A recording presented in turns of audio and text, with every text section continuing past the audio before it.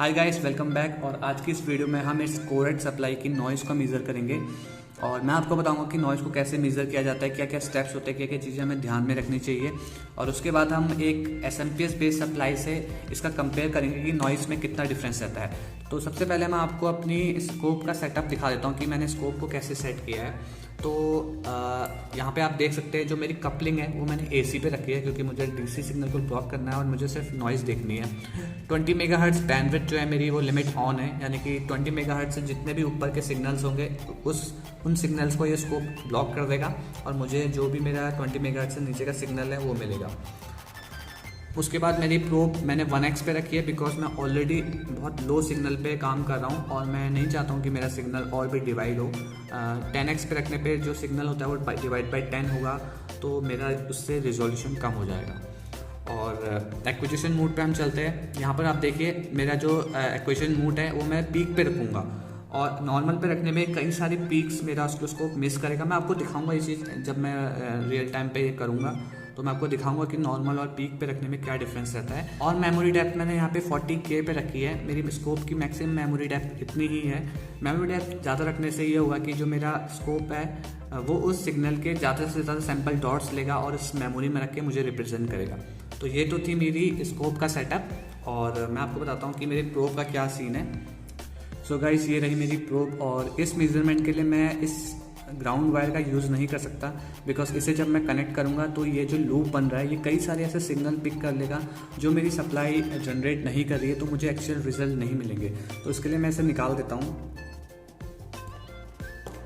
और हम यहाँ पे यूज़ करते हैं ऐसे स्मॉल स्प्रिंग्स, जो कि जिससे कि लूप एरिया कम हो जाएगा और हमारे एक्चुअल मेजरमेंट मिलेगा। बट इससे भी बेस्ट तरीका है कि इसको आप हटा दीजिए और इसे निकाल लीजिए। ये देखिए, ये जो पूरा मेटल का ये जो शील्ड है ये पूरी ग्राउंडेड है और जो टिप है वो मेरी पॉजिटिव है। तो इसे जब मैं डायरेक्टली यहाँ पे कनेक्ट करूँगा तो ये प्रोब बिल्कुल भी नॉइज़ पिक नहीं करेगी और मुझे एक्चुअल रिजल्ट्स मिलेंगे। बट गाइस, जो नॉइज़ का मेजरमेंट होता है वो डायरेक्टली आउटपुट कैप पे होता है, बट यहाँ पे वो एक्सेसिबल नहीं है, तो इसलिए हम यहाँ पे कर रहे हैं। वन मोर थिंग गाइस, जो मेरा लोड है यहाँ पे 30 वाट का लोड है। अगर मैं नॉइज़ का मेजरमेंट इन टर्मिनल्स पे करूँगा तो ये जो वायर है इसका ये भी कई सारी नॉइज़ को पिक कर रहे होंगे, जो कि मुझे यहाँ मेजरमेंट पे मिलेगा। तो मैं नहीं चाहता हूँ कि अननेसेसरी चीज़ें मुझे यहाँ पे मिले, इसलिए मैं यहाँ पे मेजरमेंट लूँगा। एंड गाइस, सॉरी, हम इसको फुल लोड पे हम इस सप्लाई को अभी हम फुल लोड पे टेस्ट नहीं कर सकते, बिकॉज इलेक्ट्रॉनिक लोड नहीं है। बट हम इलेक्ट्रॉनिक लोड पे हम काम कर रहे हैं, डिजिटल इलेक्ट्रॉनिक लोड पे, जिसकी वीडियो जल्दी आ जाएगी। और सारे जो भी इसका कोड होगा, सिमेटिक्स, सर्किट डायग्राम, सब कुछ हम अवेलेबल करा देंगे। तो मेक श्योर करना कि आप सब्सक्राइब ज़रूर कर लेना। और चलिए अब मेजरमेंट शुरू करते हैं। गाइस, लोड मेरा कनेक्टेड है, अब मैं इसे कर लेता हूँ ऑन। लोड मेरा ऑन हो चुका है, 12 वोल्ट 2.5 एम्प्स, और इसे मैं साइड कर लेता हूँ। और अब मैं कनेक्ट करना हूँ अपनी प्रोब। सो प्रोब मैंने कनेक्ट कर ली और मैं अपना जो मेरा ऑसिलोस्कोप है उसे मैं रन कर रहा हूँ। सो रन करते देख सकते हैं आप कितनी सारी नॉइज़ दिख रही है। सो इसका मैं एक सैंपल ले लेता हूँ। सैंपल मैंने ले लिया, अब मैं लोड को ऑफ कर रहा हूँ। गाइस, तो ये रही हमारी नॉइज़ और इसको अब हम मेज़र करेंगे। तो मेज़र करने के लिए कर्सर मैं ओपन करता हूँ। कर्सर, टाइम, वोल्टेज, मुझे वोल्टेज मेज़र करनी है और इसके लिए मैं किसी भी एक पीक को मेज़र करूँगा, पीक टू पीक वैल्यू को। तो मैं इसे मेज़र कर लेता हूँ।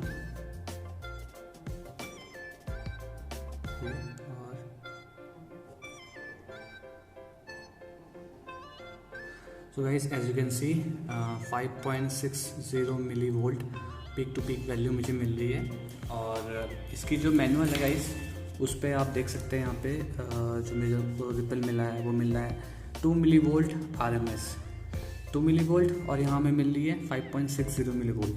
गाइस, ऐसा इसलिए बिकॉज ये जो हमें 2 मिली वोल्ट वैल्यू दी है वो 2 मिली वोल्ट RMS दी है, और RMS को हमें चेंज करने के लिए, पीक पे वैल्यू चेंज करने के लिए हमें इंटू √2 करना पड़ता है। √2 की वैल्यू होती है 1.414, इट इज़ 2.82828, और ये हमें पीक वैल्यू मिली है और हमें पीक टू पीक के लिए इंटू 2 करना पड़ता है। सो अराउंड 5.65 मिली वोल्ट, और हमें मिल रही है 5.60 मिली वोल्ट। तो एग्जैक्ट हमारा जो इसके जो नॉइज़ है वो हमें एग्जैक्ट मिल रही है और विद इन स्पेक्स मिल रही है। और गाइस एक चीज़ मैं आपको बताता हूँ, देखिए अभी मेरा लोड ऑन है और आपको ये नॉइज़ दिख सकती है स्क्रीन पे। और अभी मैं लोड ऑफ करता हूँ। लोड ऑफ करते ही नॉइज़ कम तो हुई है, बट अभी भी स्टिल मुझे नॉइज़ दिख रही है। अब ये प्रूफ करने के लिए कि ये नॉइज़ इसी के अंदर से आ रही है, तो मैं सप्लाई को बंद कर रहा हूँ। अब देखिए ये बिल्कुल गायब हो चुकी है, और ऑन करते ही दोबारा आ जाएंगी, ये देखिए। सो ऐसा क्यों हो रहा है? ऐसा इसलिए हो रहा है, मैं आपको बताता हूँ। सो गैस ऐसा इसलिए हो रहा है कि ये जो मेरा आउटपुट कैप है, यहाँ से मेरा मेन वायर गया है आगे और यहाँ पे गया है। उसके बाद ये इस शंट से होते हुए अंदर गया है, और ऊपर और एक लेफ्ट साइड को बिल्कुल डिजिटल सर्किटरी है, सारे डिजिटल पार्ट्स है, और ये कुछ और कैप्स है, और यहाँ से फिर नीचे मेरा वायर गया है आउटपुट टर्मिनल्स पे। सो गाइस यहाँ पे आप देख सकते हैं, यहाँ पे आप देख सकते हैं छोटे छोटे आपको कट दिख रहे हैं, ये शील्डिंग है। जैसे शील्ड इन्होंने शील्ड तो किया है, बट उतने अच्छे से शील्ड नहीं हो पाई है। एज यू कैन सी ये कट्स, ये शील्डिंग है छोटे छोटे, जो कि ये डिजिटल पार्ट को इससे सेपरेट कर रही है, बट स्टिल कुछ ना कुछ ये नॉइज़ पिक कर रहा है और हमें दिख रहा है। तो गाइस इससे हमें ये पता चलता है कि अगर हम इसको 100% लोड भी देंगे, तब भी इसकी जो रिपल है वो अराउंड 5.6 मिली वोल्ट की रहने वाली है, बिकॉज वो एक्चुअल नॉइज़ नहीं है जो ये हमारी लीनियर सप्लाई जनरेट कर रही है। वो सिर्फ इस स्विचिंग की है, इस डिस्प्ले का रिफ्रेश रेट होगा, या कुछ ना कुछ ऐसी चीज़ है जो वो नॉइज़ को पिक जनरेट कर रही है, और हमारी जो ये जो वायर्स है उसे पिक कर रही है। Same load 12 volt 2.5 amp, but SMPS है वो लीनियर थी। देखते हैं नॉइज़ कैसे मिलती है। तो मैं इसे ऑन कर लेता हूँ। ऑन करने से पहले मैं आपको बता दूँ कि मैं यहाँ पे स्प्रिंग टाइप यूज़ कर रहा हूँ। ये देखिए ये सीधा वहाँ कनेक्ट हो जाएगी। तो लोड को ऑन कर लेते हैं। लोड मेरा ऑन हो चुका है। थोड़ा सा मैं साइड कर लेता हूँ बिकॉज से बहुत गर्म हो जाता है। 30 वाट लोड है ना। So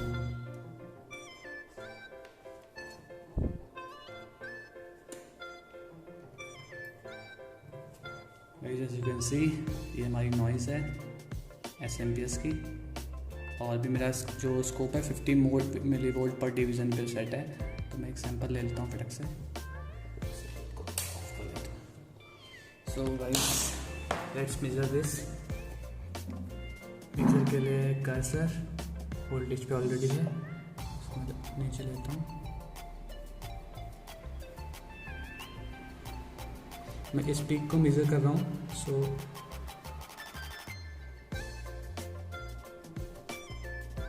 as you can see 96 milli volt, और मेरी लीनियर में आए थे 6 मिली वोल्ट।